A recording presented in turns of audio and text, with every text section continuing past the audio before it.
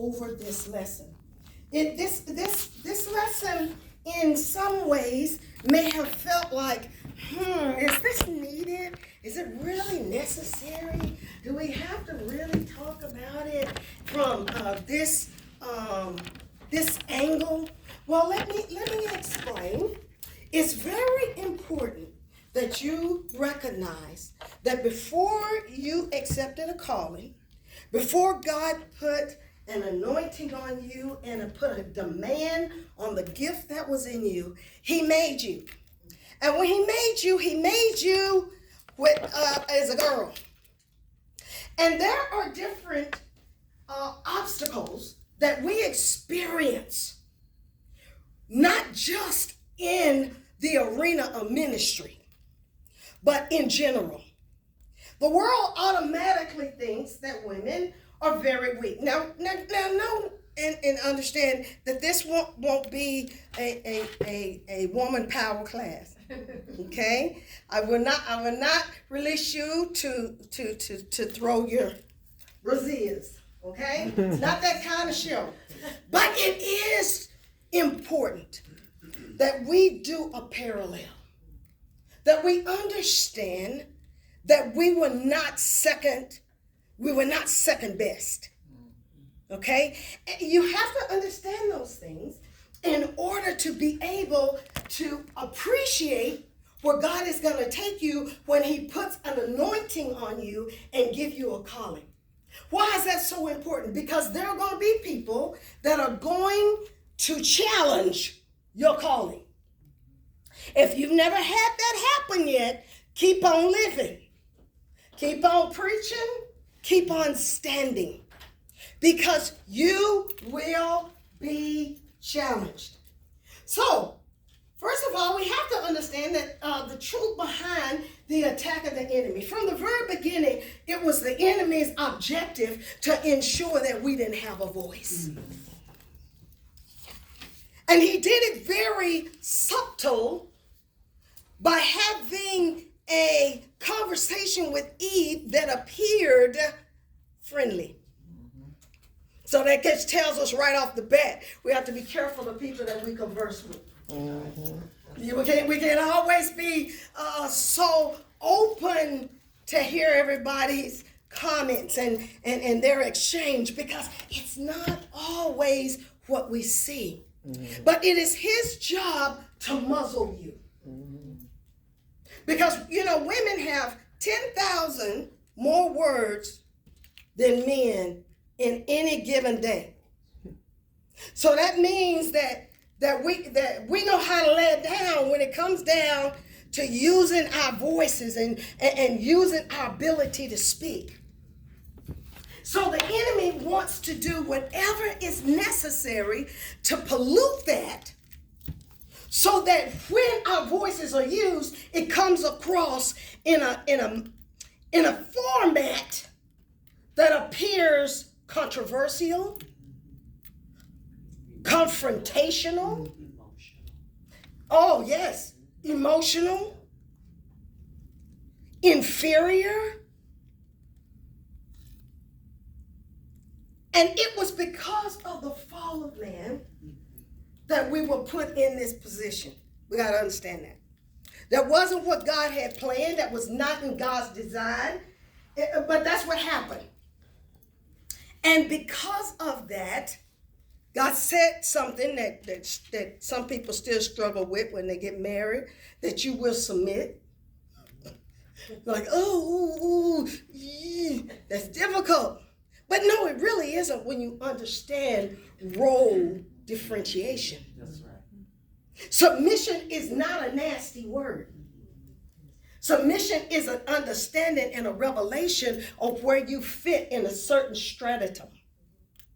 Okay? And when you understand that, you are not intimidated or find yourself in a resentful position when someone challenges you based upon that stratosphere.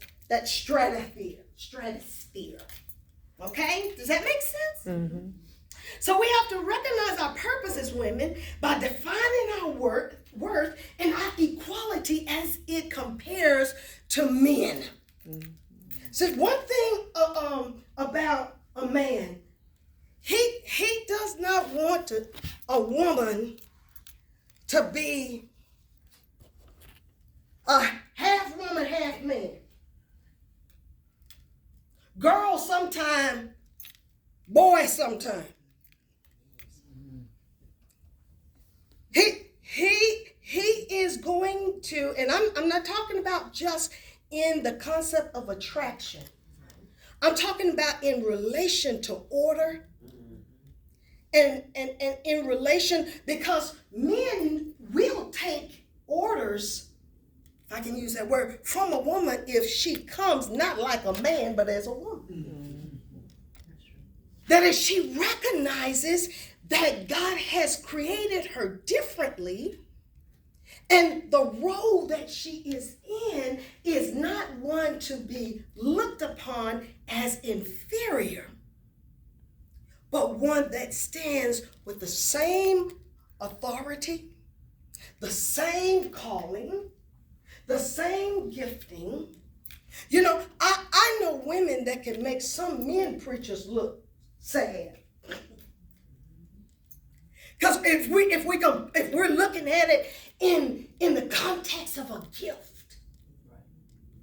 So we have to understand that before God did anything with us in a spiritual perspective, he put certain gifts in us and certain abilities in us that made us be equal in how we are designed. Now, I hope that makes sense. And it makes a lot of sense to me, because the world that we are in, you know, James Brown made it real simple. He said this is a man's world. And in the world that we live in, that's the way people want to design it. As though we only have a voice when we're needed. Bless the man that'll marry a woman and be willing to capitalize on the gifts that are in her. That will recognize that the calling that is in her life is not there to chide against him, but to assist him in the headship that God has called him to. Now understand that when God designed headship, he designed it so that there would not be confusion. Everybody can't run the show. Somebody has to take the role as a helper, and somebody got to lead. And one thing I love about it is that God has allowed me as a woman to give my input and walk away from the table. And if you're tied up, he's holding you. Now, I know that may sound but he's holding you accountable. Because he has placed you in a position.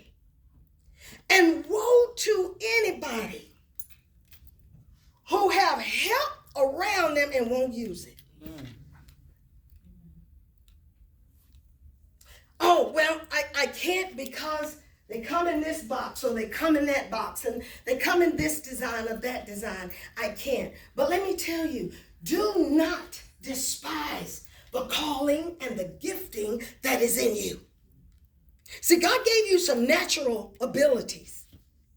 That's kind of one of those in your train of thought, your down at the bottom, that you ought to be thinking about. What did God give you to do? I ain't talking about callings, and don't get deep for me and get spiritual. I don't want to know about how many scriptures you know. I don't care. I want to know, as a woman, what do you bring to a table? If you are single, how can I, if I was a man, what do you have to offer? Oh, that's good. What do you have that will be an asset and not a deficit? When you come into a ministry, what do you have that is an asset? not a deficit. You're an asset. You're a gift. God said this about a woman. He said a woman was a gift. He said, bless the brother that find her. Because, hey, her worth supersedes rubies. Rubies cost more than diamonds. Did y'all know that? Yes, it depends on the cut. It's like a garnet. A garnet? Ain't that what you call it? Yes. It can supersede even the most beautiful and the most brilliant of array. Why? Because there is something unique that God put in us. You know, you will find when you do personality leadership, those leadership and personality insights, you'll find that women, we have a tendency to be multitasking. You know, we do. We do. Because, you know, if you had to wait for some people to get things done, it'd be a whole lot that would go undone. But you know, we have taught us ourselves, and our parents may have even caused us to be the way we are. We've learned how to be able to put the biscuits in the oven and then fold the clothes and then wipe down the sink and help the kids at the table with the homework. We don't learn how to be able to do that, and God has gifted us for that. So it stands to reason that because God has done that, when it comes down to the calling and the gifting that he gives us, we are able to carry it and disseminate it according to his bidding, according to the occupancy that he places within us. Okay? Any no flamingos, okay? So we already kind of hit that and kind of understand that. I think it's very important that in our teaching point we understand that the authority that we have, I think this is like somewhere it says, to rethink their authority and maximize their power to conquer, subdue, and exercise dominion. You know, that sounds like, oh, that means I'm taking over. No. God has given you a sphere of influence. He's given you an area whereby you are able to work and to move and to operate. And it is through that you can find yourself not only taking on the task, but dominating it. Mm-hmm. See, everything that is in you has been put in you to not just be okay. Not just be, it's all right, iffy. No, you have the capability in you to dominate. You have the capability in you to be supreme, to be superior. Not in the context of overtaking anybody, but recognizing that how God begins to operate and use our gifting to maximize what he has called us to do in the earth. And it's big. It's important for us to know that and understand it so that we don't find ourselves in competition. Because if we're not careful, we'll find ourselves in competition, not just with each other, but with mankind. Yeah. And I told my own story in the book how I was in competition because I didn't understand who I was and I didn't understand who he was. And it created friction. Mm-hmm. But God designed us to be able to flow and operate in ministry together. Yeah.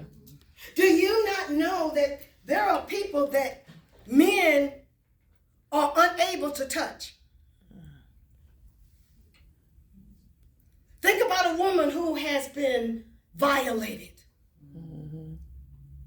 And a man is there to lay hands on her and help her through that devastation.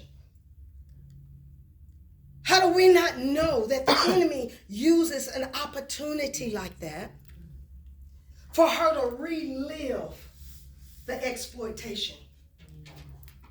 Especially if that leader is not clean. Especially if the leader has roving eyes. Especially if there has been violations that have taken place prior to, through the auspices of others within that ministry. It makes it difficult. And God will use a woman to be able to minister to a woman in a way that men cannot do. I like to look at it like this. Two halves brought together make a whole. So his ability, singularly,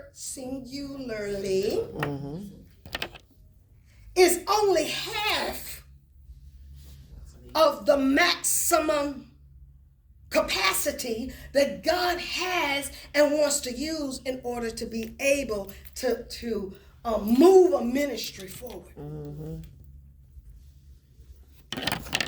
That's why it is so key that we understand how important it is that God would call us. Yeah. We'll talk about the calling when we get to our next chapter. But just understanding how important it is that God would allow us to be used in the kingdom to perform kingdom agenda. When men throughout the years and throughout Old Testament were devalued women in so many different ways. I mean, everything that a woman had, somebody had to give it to her. I mean, it's like they treated her like a child. Yeah. But thank God for the women that came to the forefront, that God used to be able to push his agenda and to put a muzzle on the mouth of those that say you don't belong here. See, women ministering it's like being in a man's game. Does that make sense? You know, it's kind of like when you see a woman that works out on the street with the signs. You know, she got a hard hat on and she's doing stuff, and it's like, oh, there's a girl out there. You know, cause some jobs they just don't think we ought to be able to do. And this is a male dominated occupation. I remember when my husband was looking for a divinity school. He went to Baptist Theological Seminary. And he was thinking in his mind, oh, well, we'll get somewhere. And if you decide you want to go to Bible school, and I had mentioned, nope, won't be going. But, he did bring it up. But the interesting thing was part of their tenets of the curriculum for their school was no women. This is in 2023, right now, still. No woman can apply to the School of Divinity. That is disgraceful. How will God judge that? Because think of all the women that they may have turned away. So now she can enroll in their music ministry. She can enroll in Sunday school curriculum writing and all of that stuff. But she can't enroll in the School of Divinity. That's very painful to me. So, what was in God's mind? God's mind was that we complete and fulfill everything that He has called us to do because He made us capable to do it. He didn't ask us to do something that we were not capable of doing. He didn't make us different from man in the context of intelligence and wisdom and discernment and spiritual insight. He did not make us different in that capacity. He made us different in roles. Yeah. Because somebody got to have the babies. I mean, come on, y'all. For real. Somebody got to carry a certain role in order for the fulfillment of God's plan to come into completion. Why did God say that He was looking for godly seed? Mm-hmm. That His covenant could be established in the earth. Mm-hmm. That's why in spite of what is legislated, 2 men and 2 women cannot produce seed. Mm-hmm. And God is after production. He's looking for seed. Why did He say He would bless Abraham? I will bless Abraham because Abraham would teach his children and his children's children about the covenant. And because of that, I am going to bless him.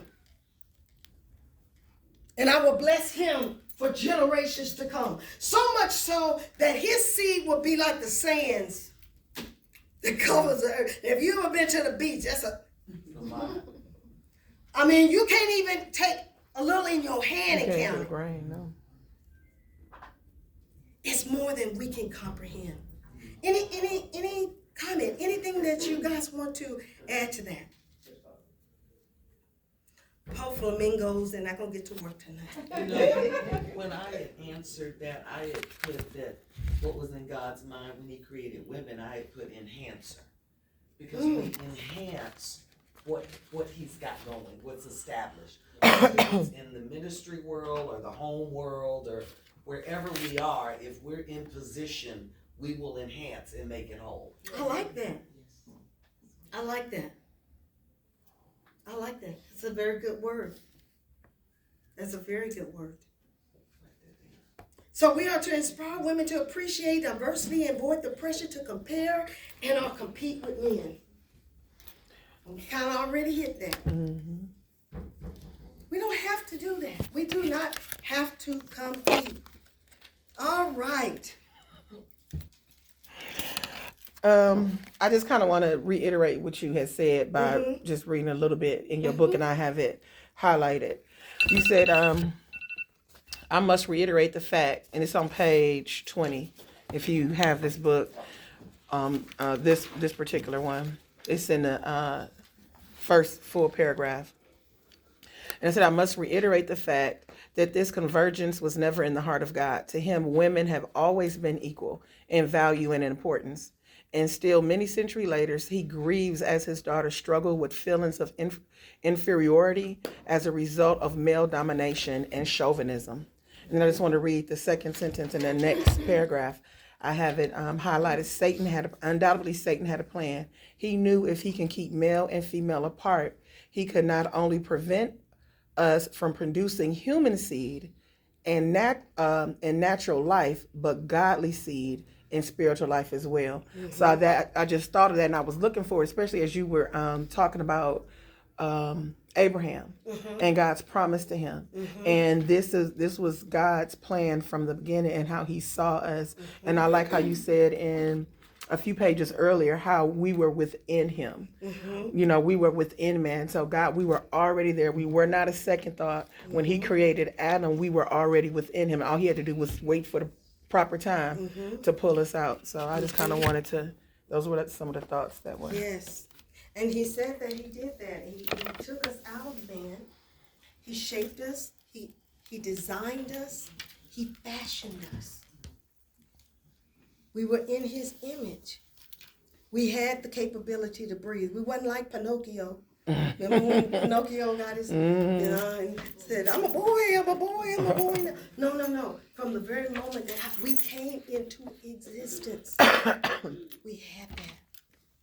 And that is so important because it keeps us from standing before those who would judge our position or judge our calling and feel inferior. Because a lot of times, and we'll talk about obstacles later on, a lot of times we don't go forth in what God has given us to do because we say, well, I don't know if anybody's going to receive that, and I don't know if that's going to work, and it's okay.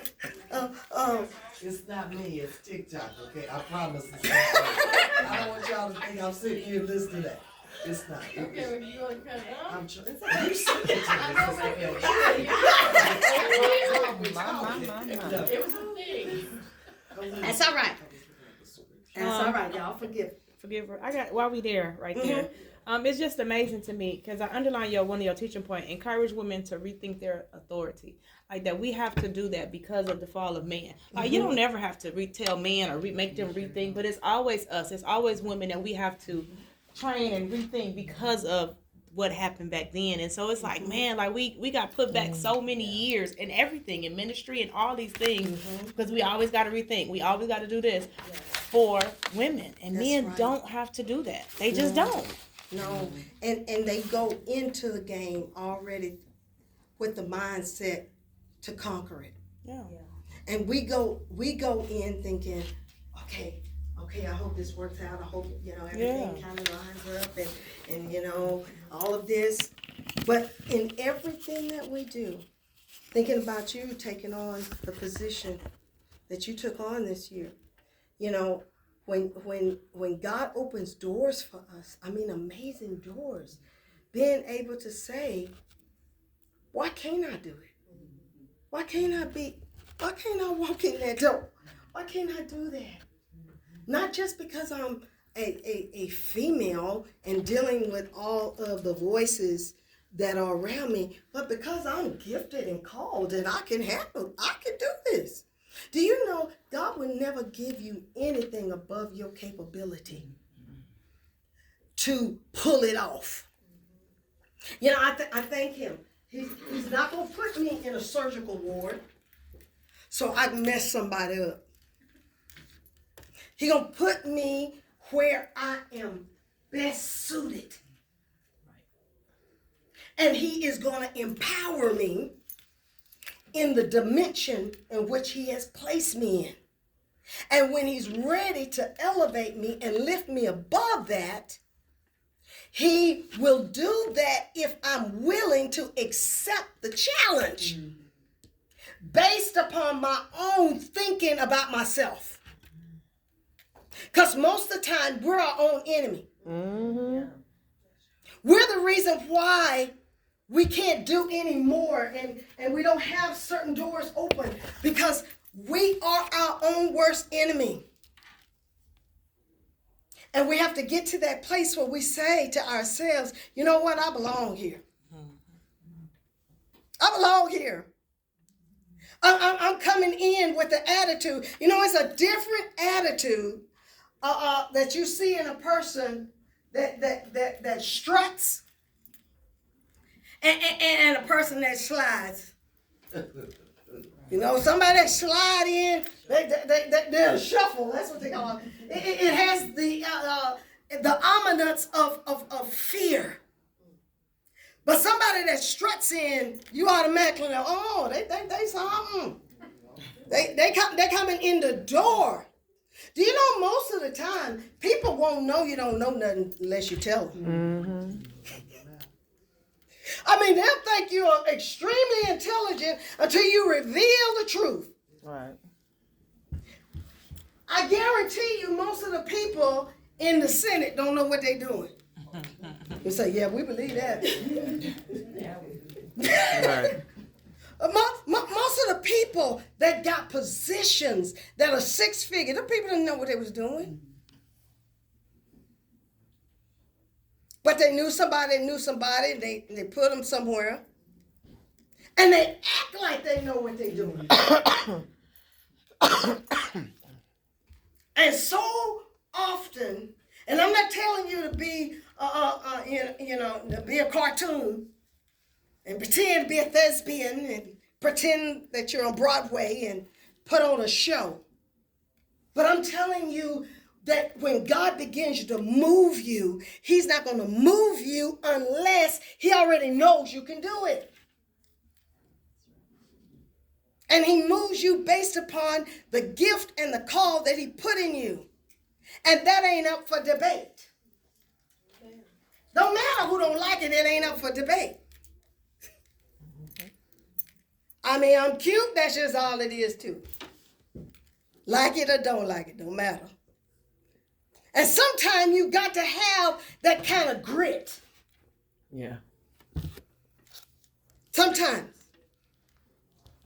you gotta have that kind of grit. Anything else? I got flamingos. Oh, ain't nobody on the beach yet. Okay.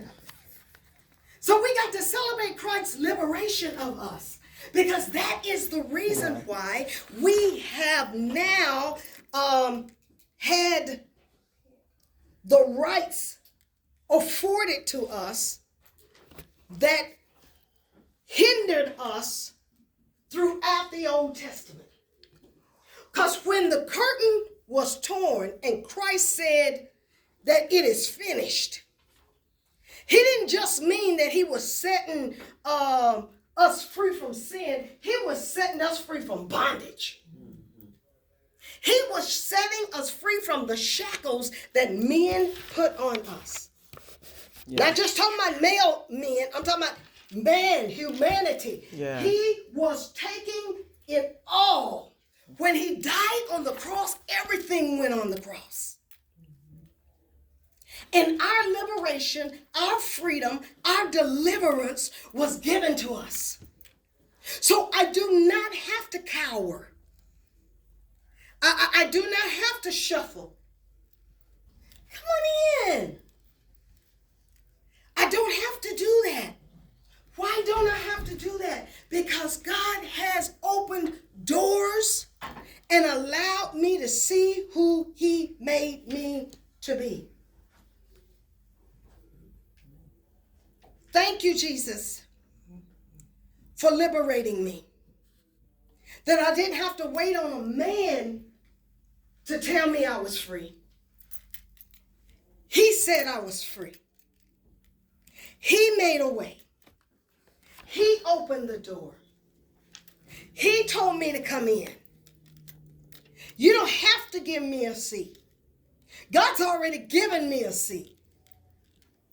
You don't have to be in agreement with my calling. I never argue with anybody over it. Never have, never will. But I let the gift in me be my voice. Because when I open my mouth, I'm going to open my mouth in wisdom.